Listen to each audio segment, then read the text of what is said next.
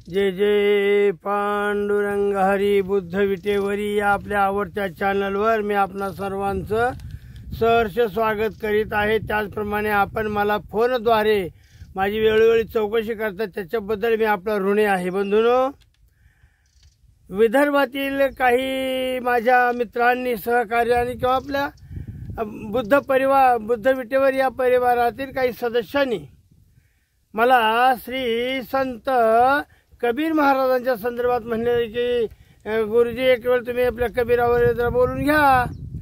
तर ठीक आहे, कारण संत कबीर हे जे व्यक्तिमत्व आहे तर हे उत्तर भारतातील किंवा ज्याला जर आपण बनारस म्हणतो, काशी म्हणतो, या ठिकाणी श्री संत कबीरांचा जन्म 1440 या दिवशी झालेला आहे। वास्तविक पाहता साधू संतांच्या ज्या जन्मतारखा आहेत असतात ना, त्या एवढे काय डिटेल नसतात। सांगायचं तात्पर्य म्हणजे कसं, कारण बऱ्याच साधू संतांच्या जन्माचं रहस्य जाणीवपूर्वक ग्रंथामध्ये विविधतेनं एक नटवलेलं असतं। उदाहरणार्थ श्री संत कबीर महाराज, तर हे कबीर यांना लहानपणी आई वडिलांनी सोडून वगैरे दिले असेल त्या नदीच्या किनारी, आणि मग तिथं निरू आणि निमा हे जोडपं गेलं, मुस्लिम जोडपं होतं। त्यांनी ह्या कबीरांना घरी आणलं, सांभाळ केला, आणि हेच कबीर पुन्हा 1440 या म्हणजे 15व्या शतकामध्ये हे नावारूपाला आलेलं अत्यंत धाडसी कवी, हिंदी साहित्याचे कवी म्हटलं तरी चालेल। पण यांचा विचार कसा होता, तर यांचा विचार होता क्रांतिकारीतून अंधश्रद्धेवर प्रहार करणे, विविध मार्गाने तुम्हाला त्याचा सत्य बोध देणे, एवढं महत्वाची काम श्री संत कबीराने केलेलं आहे। आणि म्हणून मग कबीरावर काय बोलावं, आता कबीराच्या संदर्भामध्ये सांगितलेल्या अनेक दंतकथा आहेत। उदाहरणार्थ काशी या धर्मक्षेत्राच्या गंगे किनारी हे बालक कमळाच्या फुलावर झोपलेलं आढळलं, हे सायन्सला मान्य नाही। किंवा श्री संत चोखोबाचा जन्म आंबा चोखून झाला, हेही सायन्सला मान्य नाही। किंवा श्री नामदेवांचा जन्म शिंपल्यातून झाला, हेही सायन्सला मान्य नाही। गोरक्षनाथाचा जन्म गौरीतून झाला किंवा त्या राखेतून झाला, मच्छिंद्रनाथाचा जन्म माशाच्या पोटातून झाला, कानिपनाथाचा जन्म हत्तीच्या कानातून झाला। हे जे विविधतेने अशा पद्धतीनं ह्याच्या जन्म कथा सांगितलेल्या असतात ना, वास्तविक पाहता या कधीच खऱ्या होत नाहीत। अहो, तुमच्या आमच्यासारखी हाडामासाची माणसं असतात ती, ज्यावेळी स्त्री आणि पुरुष यांचं स्त्रीबीज आणि पुरुषबीज एकत्र याचा संयोग व्हावा त्याच वेळी गर्भधारणा होत असते। असे होत नसतं, असं अचानक चमत्कारानं मूल कधी होत नाही। म्हणून तुकाराम महाराजांनी याच्यावर चांगला दाखला दिलेला आहे। तुला नवरा कशाला हवा ग, शेजारी सखेबाई। आमच्या वामन दादाने सुद्धा अशा पद्धतीने एक दाखला दिलेला आहे। आणि म्हणून ह्या वामन दादाच्या कवितेतून मला सांगायचं काय माहितीये का, काय की ज्या कबीराला परमपूज्य डॉक्टर बाबासाहेब आंबेडकर यांनी आपलं गुरुस्थान मानलं, तर त्याच्या संदर्भामध्ये एक गीत रचलेलं आहे। बुद्ध कबीर भीमराव फुले या धरतीवरी जन्मले,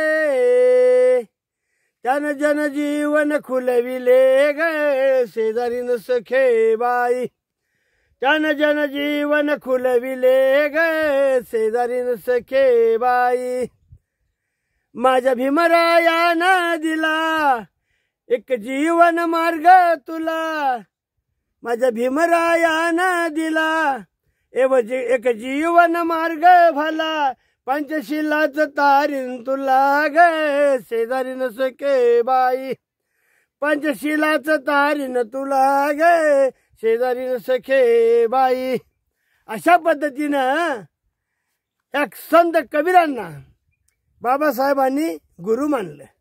मग त्यांचा एक पहिला दोहा मी घेतो आहे, मला फार मोठं बोलायचं आहे पण मोबाईल काम देत नाही। एक 10 ते 15 मिनिटापर्यंत हे चालतोय, त्याच्यानंतर हे बंद पडतं, हे अनुभव आहे मला. म्हणून कबीर महाराज काय म्हणतात, त्यांचे जे 3 दोहा आहेत पैकी एक दोहावर मी आज बोलणार आहे. तो 1 नंबरचा दोहा श्री संत कबीरांच्या दोहाचं हे मी खाली पाली लिप्यांतर केलेलं आहे, पाली लिपीमध्ये. कारण माझे जे पाली लिपी शिकणारे जे बांधव आहेत, जे माझे मुलं आहेत, त्यांना हे सोपं जावं म्हणून या ठिकाणी श्री संत कबीरांच्या दोहाचं पाली लिप्यांतर मी केलेलं आहे. याचा शॉर्ट काय ते शॉर्ट वगैरे काढून घ्या आणि तुम्ही अक्षरांना म्हणा किंवा एक सवय ठेवा पाली लिपी लिहिण्यासाठी. हे मला इथं मुद्दाम म्हणून सांगायचं होतं. हे पाली लिप्यांतर आहे श्री संत कबीरांच्या दोहाचं. तो दोहा मी तुम्हाला एकच दोहा सांगणार आहे, विश्लेषण करणार आहे. फार बोला वाटतं बाबांनो, मोबाईल चालत नाही. गुरु गोविंद दोनो, गुरु गोविंद दोनो, गुरु गोविंद दोनो खडे काके लागू पाय. अरे माझ्या समोर गुरु गोविंद आहेत, त्याच्याप्रमाणे एक मला ज्याने काय मार्ग दाखवला ते माझे गुरु आहेत, आणि ज्यांचा मार्ग मला दाखवला ते माझे परमेश्वर आहेत, माझे पांडुरंग आहेत, माझे भगवान आहेत, माझे श्रीराम आहेत, प्रभू रामचंद्र. बोलणार आहे त्या कुठल्या तरी आमदारानं प्रभू रामचंद्राच्या संदर्भामध्ये एक पद्धतीचं जे बोलणं केलं होतं त्याच्यावर मी बोलणार आहे. हां, गुरु गोविंद दोनो खडे काकू लागे पाय. अरे माझ्या समोर गुरु उभा आहे, गोविंद उभा आहे, माझा पांडुरंग उभा आहे. मग मी कोणाचं पाय धरावं, मी कोणाचं पाय धरावं असा प्रश्न ज्यावेळी कबीरांना पडला त्यावेळी कबीर महाराज काय म्हणाले, अरे काय म्हणाले, बलहारी गुरु. बघा, देवांपेक्षा गुरुला महत्व दिलेलं इथं. कारण बलहारी गुरु आपकी गोविंद दियो बताय.